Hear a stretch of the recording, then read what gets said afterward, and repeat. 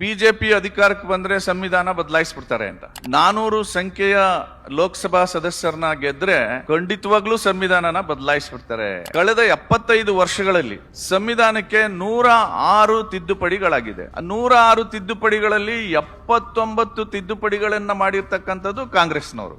ತುರ್ತು ಪರಿಸ್ಥಿತಿಯನ್ನ ಇಡೀ ದೇಶದ ಮೇಲೆ ಹೇರಿದಂತ ಸಂದರ್ಭದಲ್ಲಿ ತಮ್ಮ ಸ್ಥಾನವನ್ನ ಅಧಿಕಾರವನ್ನ ಉಳಿಸ್ಕೊಳ್ಳಿಕ್ಕೆ 21 ತಿಂಗಳುಗಳ ಕಾಲ ಸಂವಿಧಾನವನ್ನ ಬರ್ಖಾಸ್ತ್ ಮಾಡ್ಬಿಟ್ಟಿದ್ರು. ಸಂವಿಧಾನದ ಆತ್ಮ, ಪ್ರಜಾಪ್ರಭುತ್ವದ ಆತ್ಮ ಅಂತ ನಾವೇನ್ ಕರಿತೀವಿ, ವ್ಯಕ್ತಿ ಸ್ವಾತಂತ್ರ್ಯ, ಅಭಿವ್ಯಕ್ತಿ ಸ್ವಾತಂತ್ರ್ಯ, ಇದೆಲ್ಲವನ್ನ ಹರಣ ಮಾಡಿದಂತದ್ದು ಕಾಂಗ್ರೆಸ್ ಸರ್ಕಾರ. ಕಾಂಗ್ರೆಸ್ನವರು ಬಾಬಾ ಸಾಹೇಬ್ ಅಂಬೇಡ್ಕರ್ ಮೇಲೆ 2 ರೀತಿಯ ಆರೋಪಗಳನ್ನ ಮಾಡಿದ್ರು. ಬಾಬಾ ಸಾಹೇಬ್ ಅಂಬೇಡ್ಕರ್ ಸ್ವಾತಂತ್ರ್ಯದ ವಿರೋಧಿ, ಬಾಬಾ ಸಾಹೇಬ್ ಅಂಬೇಡ್ಕರ್ ಹಿಂದೂ ವಿರೋಧಿ, ಬಾಬಾ ಸಾಹೇಬ್ ಅಂಬೇಡ್ಕರ್ ಬ್ರಿಟಿಷರ ಏಜೆಂಟ್.